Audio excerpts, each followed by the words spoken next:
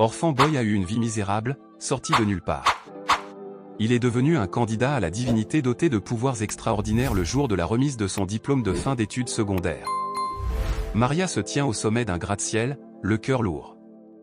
Il dit qu'il voulait être heureux, mais que les ténèbres à l'intérieur de lui ont emporté toute la lumière. Soudain, le sol lui manque et il décide de le serrer dans ses bras, mais il est rattrapé par un ange. Elle se présente comme Nas et lui explique que sa mission est de le rendre heureux, mais Maria a déjà perdu tout espoir. Écrasé sous le poids de la mort de ses parents et de ses jeunes frères dans un accident de voiture et des abus qu'il a subis de la part de sa tante et de son oncle Baz, il a retrouvé une lueur d'espoir, mais Maria ne sait toujours pas s'il pourra un jour vraiment retrouver le bonheur. Nas lui dit alors de choisir l'une des deux ailes d'ange où il pourra enfin devenir libre ou les flèches d'ange qui peuvent être utilisées pour rendre n'importe qui. Il veut tomber amoureux de lui, mais il est bien décidé à avoir du bluff à sa grande surprise. Nas accepta immédiatement en jetant des anneaux magiques sur les bras et le cou de Maria. Ces anneaux spéciaux étaient invisibles pour la plupart des humains et seuls ceux qui avaient été bénis par un autre ange pouvaient les voir.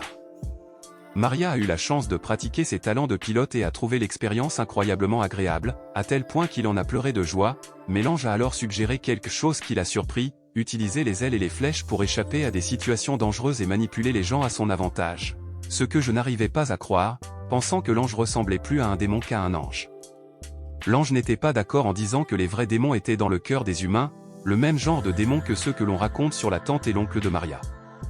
L'incrédulité de Maria s'estompe lorsque l'ange lui révèle la sombre vérité, sa tante et son oncle sont ceux qui projettent de l'assassiner. Ses parents, son frère et lui avaient comploté pour faire croire à un accident afin d'éviter d'être inculpés. Le monde de Maria est bouleversé, mais Nas suggère. Il utilise les flèches pour confronter sa tante et son oncle. Maria atteint rapidement sa maison et, avec une détermination sans faille, tire sur sa tante avec les flèches rouges, ce qui fait que sa tante tombe soudainement amoureuse de lui. Elle tombe éperdument amoureuse de lui et répond sincèrement à toutes ses questions. Elle finit par admettre qu'elle et son mari ont tué la famille des yeux parce qu'ils étaient riches. C'est alors que l'oncle de Maria arrive en a. Une bagarre s'ensuit entre le mari et la femme qui s'affrontent. Maria est submergée par de puissants souvenirs de la mort de sa famille. Maria tombe à terre et déclare que sa tante et son oncle auraient dû mourir. La tante de Maria est submergée par le chagrin et se transperce le cou en guise d'expiation. Il se souvient du jour où il a montré fièrement son dessin de famille à sa mère, qui lui a souri avec tendresse en lui murmurant que chacun avait le droit de chercher son propre bonheur et que Maria devait aller chercher ses deux enfants. 3 jours plus tard, Maria se retrouve dans une chambre d'hôtel. La base s'inquiète de voir que Maria n'a pas utilisé ses ailes ou ses flèches depuis qu'elle a tiré sur le directeur de l'hôtel pour obtenir une chambre gratuite. Elle dit que l'oncle de Maria pense que sa tante s'est suicidée par regret et que Maria devrait s'occuper de lui aussi, mais Maria ne veut trouver que le bonheur ordinaire. Il ne se contentera pas de quelque chose qui implique de voler ou de manipuler quelqu'un. Maria a été surprise quand Nest lui a dit qu'il pouvait tuer pour de l'argent, il ne voulait pas voir de sang et n'était pas sûr de pouvoir le faire. Mais Nas avait quelque chose de spécial à lui montrer. Nas révéla alors à Maria qu'il était un candidat à la divinité.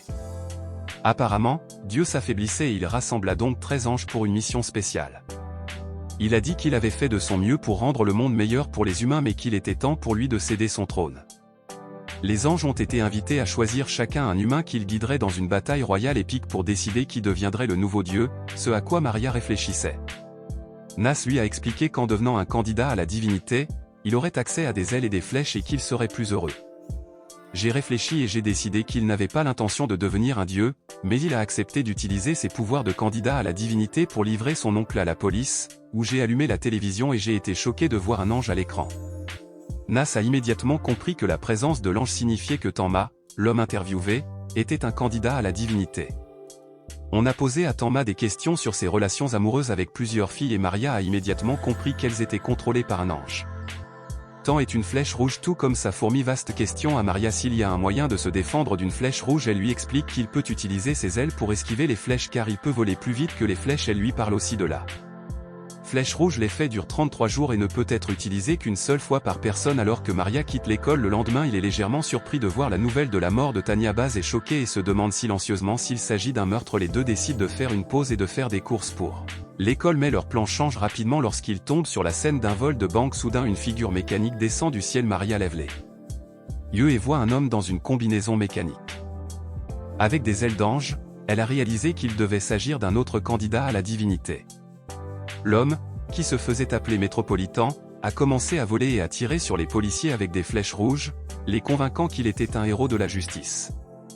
Métropolitan est interviewé et révèle qu'il a deux objectifs, apporter la paix au monde et trouver et éliminer les 11 derniers candidats au titre de Dieu. Maria, effrayée par la perspective du plan de Métropolitan, demande désespérément à Nas d'enlever ses flèches et ses ailes pour qu'il ne soit plus un candidat à la divinité, mais Nas rejette cette demande en révélant que l'enlever le tuerait.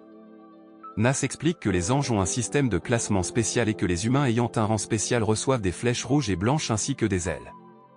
Ceux qui ont un rang élevé reçoivent des flèches rouges et des ailes et ceux qui ont un rang bas n'ont que des flèches rouges et des ailes, mais les rangs peuvent changer car les anges peuvent être promus ou rétrogradés à tout moment. Maria se sentait un peu anxieux ce jour-là. Il cherchait Maria est arrivé à son école et a été surpris par ce qu'il a vu un ange planant au-dessus de la cour en prenant une grande respiration. L'ange savait que la réaction de Maria signifiait qu'il était un candidat potentiel à la divinité. Il informa Maria que son candidat fréquentait la même école que lui et se tenait juste derrière lui.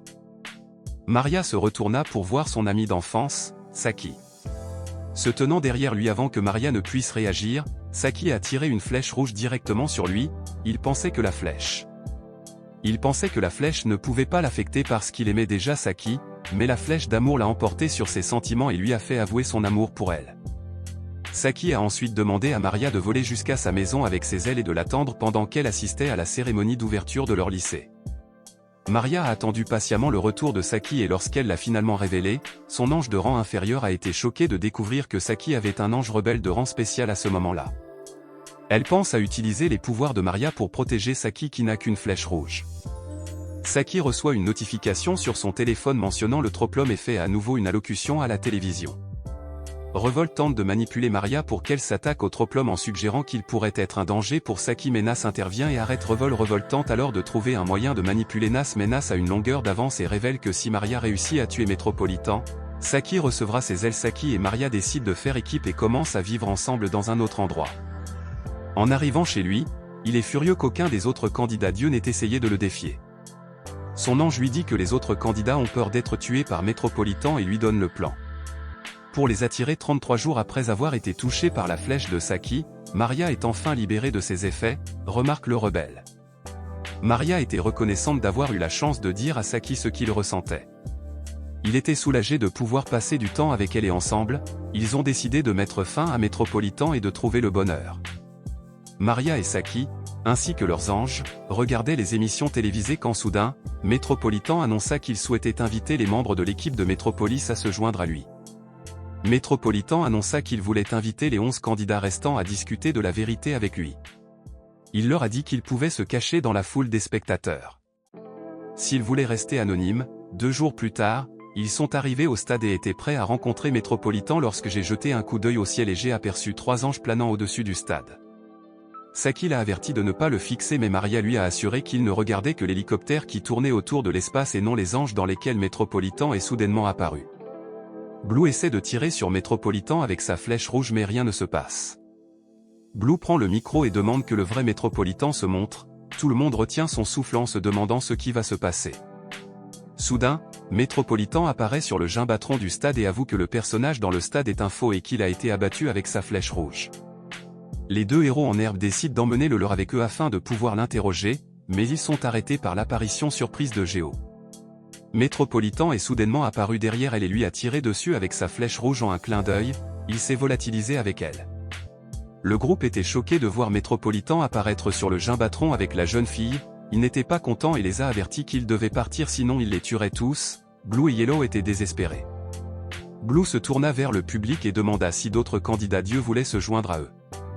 Soudain, 2 silhouettes mystérieuses sortirent de la foule et proposèrent de les accompagner. Je jure que ces gars veulent être des Power Rangers. Bleu visa et tira sa flèche qui transperça les 2 nouveaux arrivants. Jaune fit le guet et les 4 retournèrent au centre du stade. La foule sursauta et fut choquée lorsque le Métropolitain le plus sérieux réapparut sur le jumbotron en déclarant qu'il n'était pas le vrai Métropolitain. Soudain, le Métropolitain au milieu du stade commença à tirer des flèches. Il utilisa une flèche blanche pour tuer Blue et une flèche rouge pour tirer sur Yellow. Metropolis et changé de place avec son leurre pendant que Yellow et Blue étaient occupés à tirer sur Pink et Green qu'il avait payé pour suivre son plan. Maria et Saki horrifiés regardèrent Metropolitan jouer et se déployer. Yellow déclara son allégeance à Metropolis et invita Child à revenir au stade marquant le début de la deuxième étape de son plan. Metropolis et révéla une paire de menottes et ordonna à Yellow de les attacher autour de ses poignets et de s'enchaîner à Chill. Une fois les deux attachés à la balustrade, Metropolis tira la flèche blanche et jaune en avait fini avec lui. Cachée dans la foule, Maria était remplie d'anxiété et se trouvait face à une décision difficile. Devait-elle viser avec sa flèche rouge et attaquer Metropolitan ou simplement attendre et voir soudain une mystérieuse silhouette encapuchonnée? C'est à ce moment-là que l'ange de Shio a supplié Metropolitan d'arrêter, mais les anges ne sont pas d'accord avec ce mois de mai. Metropolitan a refusé et lui a ordonné d'implorer de l'aide. Jamie a obéi sans hésiter et avec Shio a crié pour que d'autres candidats dieux viennent à leur aide. Maria a essayé d'intervenir mais a été rapidement arrêtée par Nas qui planait au-dessus de la masse. Metropolitan a clairement fait comprendre qu'après avoir tué tant de gens, il ne pouvait pas utiliser Shio pour trouver d'autres candidats. Sans hésiter, Metropolitan a utilisé la flèche blanche pour la tuer, rappelant à tous sa mission d'éliminer tous les candidats dans la compétition pour devenir dieu. Mais Nas dit qu'elle et son partenaire ne se soucient pas de devenir dieu, tout ce qu'elle veut c'est que son partenaire devienne enfin heureux. Elle a donné un avertissement à Metropolitan: s'il se mettait en travers du chemin du bonheur de son partenaire, elle le convaincrait de mettre fin à sa vie avant de s'envoler. Elle a donné à Maria et Saki un indice subtil pour aller avec le reste de la foule. Elle doit et des anges jaunes descendent du ciel pour ramasser les corps de leurs partenaires tombés au combat. Maria et Saki sont rentrés chez eux mais Maria était toujours triste. Il a demandé à Saki si elle détestait Metropolis et elle a répondu qu'elle ne pouvait pas lui pardonner d'avoir tué Shio, ce qui a poussé Maria à conclure qu'il devait prendre Metropolis et le faire tomber, mais il était hésitant à propos de cette décision. Il a repensé à un souvenir d'enfance avec sa famille où son père avait discuté de la vraie signification du bonheur. Saki a eu une idée pour formaliser avec d'autres candidats dieux pour obtenir le contrôle et le pouvoir sur Metropolis. Soudain, un homme prétendant être un candidat à la divinité émergea du balcon et leur demanda de lui tirer dessus avec une flèche rouge. L'homme leur demanda de lui tirer dessus avec une flèche pour prouver qu'il n'était pas contrôlé par Metropolis. Revel demanda à Saki de lui tirer dessus, mais Nas l'arrêta en disant que l'homme ne mentait pas. Le groupe accueille l'homme dans la salle. Il avoue qu'il est en phase terminale et qu'il n'a aucun espoir de guérison. On lui avait donné 3 mois à vivre et un ange est apparu et il est devenu un dieu. Candidat nouveau Kato et s'est présenté à Maria et Saki avec une mission d'empêcher Metropolitan de devenir dieu. Il a utilisé toutes ses flèches rouges pour contrôler 14 détectives et psychologues et grâce à ces détectives il a découvert que Maria et Saki pouvaient voir les anges et les flèches. C'est pourquoi Makato a décidé de s'allier avec elle. Makato a demandé à Maria et Saki si elles voulaient devenir des dieux, mais elles ont refusé. Makato a alors indiqué qu'il avait trouvé un autre candidat dieu et il leur a montré la photo d'un jeune garçon. Il leur a proposé de faire équipe et de travailler ensemble pour trouver le garçon. Makato, avec l'aide de Nas, a commencé à dessiner une carte détaillée des 13 anges, de leurs mystérieuses capacités et des candidats dieux qu'ils avaient choisis. Metropolis et 5 autres candidats restent inconnus. Soudain, la télévision diffuse une alerte concernant une jeune fille qui s'est évadée et qui a été condamnée à la prison pour une série de meurtres horribles il y a 2 ans. Makato observe la déclaration criminelle de la fille et sait que Metropolitan la contrôle.